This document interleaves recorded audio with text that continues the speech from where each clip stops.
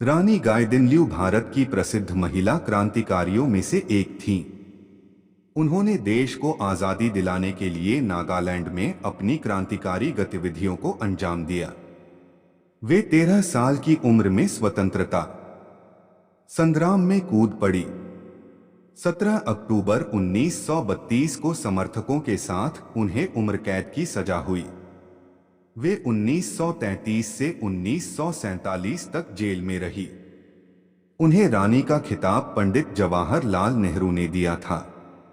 रानी 1960 से 1966 तक एजे फिजो के नागा नेशनल काउंसिल से लड़ने के लिए वह भूमिगत रही। इसके बाद में उनके समर्थकों को नागालैंड आर्म्ड पुलिस की बटालियन के रूप में शामिल कर लिया गया।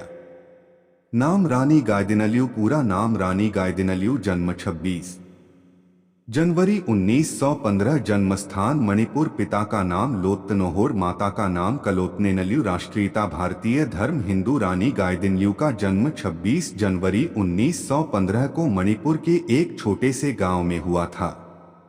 उनके पिता का नाम लोत्तनोहोर तथा उनकी माता का नाम कलोत्नेनल्यू था।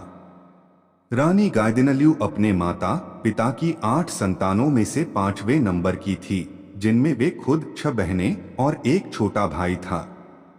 गाइदिनल्यू के परिवार का संबंध गांव के शासक वर्ग से था। उनके गांव में कोई स्कूल नहीं था, इस वजह से रानी गाइदिनल्यू की औपचारिक शिक्षा नहीं हो सकी। रानी गाइदिनल्यू 13 वर्ष की आयु में वह नागा नेता जादोनाग के संपर्क में आई। जादोनाग मणिपुर से अंग्रेजों को निकाल बाहर करने के प्रयत्न में लगे हुए थे। वे अपने आंदोलन को क्रियात्मक रूप दे पाते उससे पहले ही गिरफ्तार करके अंग्रेजों ने उन्हें 29 अगस्त 1931 को फांसी पर लटका दिया। अब स्वतंत्रता के लिए चल रहे आंदोलन का नेतृत्व बालिका गाइदिनल्यू के हाथों में आ गया। उसने गांधी जी के आंदोलन के बारे में सुनकर सरकार को किसी प्रकार का कर न देने की घोषणा की। उसने नागाओं के कबीलों में एकता स्थापित करके अंग्रेजों के विरुद्ध संयुक्त मोर्चा बनाने के लिए कदम उठाए। उसके तेजस्वी व्यक्तित्व और निर्भयता को देखकर जनजातीय लोग उसे सर्वशक्तिशाली देवी मानने लगे थे। नेता जादोनाग को फांसी देने से लोगों में असंतोष व्याप्त था। गाइदिनल्यू ने उसे सही दिशा की ओर की मोड़ा। 16 वर्ष की इस बालिका के साथ केवल 4000 सशस्त्र नागा सिपाही थे। इन्हीं को लेकर भूमिगत गाइदिनल्यू ने अंग्रेजों की सेना का सामना किया। वह छापामार युद्ध और शस्त्र संचालन में अत्यंत निपुण थी। अंग्रेज उन्हें बड़ी खूंखार नेता मानते थे। दूसरी ओर जनता का हर वर्ग उसे अपना उद्धारक समझता था। इस आंदोलन को दबाने के लिए अंग्रेजों ने वहां के कई गांव जलाकर राख कर दिए, लेकिन इससे लोगों का उत्साह कम नहीं हुआ। सशस्त्र नागाओं ने एक दिन खुलेआम असम राइफल्स की सरकारी चौकी पर हमला कर दिया। स्थान बदलते अंग्रेजों की सेना पर छापामार प्रहार करते हुए गाइदिनल्यू ने एक इतना बड़ा किला बनाने का निश्चय किया जिसमें उसके 4000 नागा साथी रह सकें।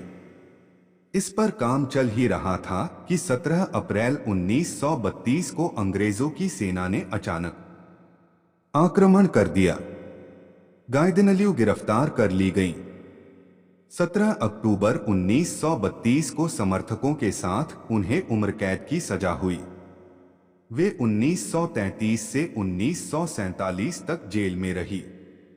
उन्होंने 14 वर्ष अंग्रेजों की जेल में बिताए। 1947 में देश के स्वतंत्र होने पर ही वह जेल से बाहर आईं। रानी 1960 से 1966 तक एजे फिजो के नागा नेशनल काउंसिल से लड़ने के लिए वह भूमिगत रही।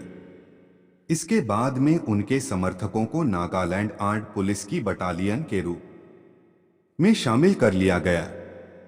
स्वतंत्रता संग्राम में साहसपूर्ण योगदान के लिए प्रधानमंत्री की ओर से ताम्रपत्र देकर और राष्ट्रपति की ओर से पद्मभूषण की मानद उपाधि देकर उन्हें सम्मानित किया गया था। रानी गाइदिनलिउ की मृत्यु 17 फरवरी 1993 को हुई।